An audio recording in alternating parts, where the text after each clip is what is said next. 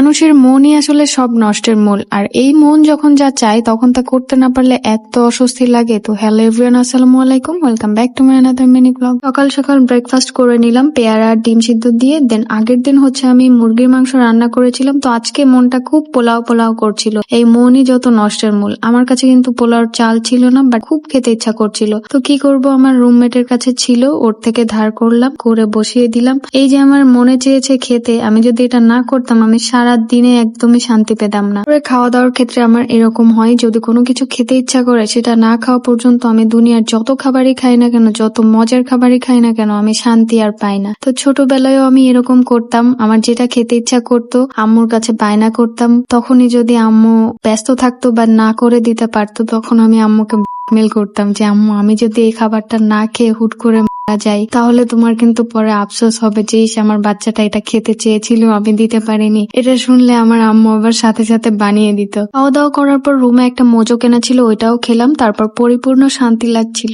তো আজকে এই পর্যন্তই, আল্লাহ হাফেজ।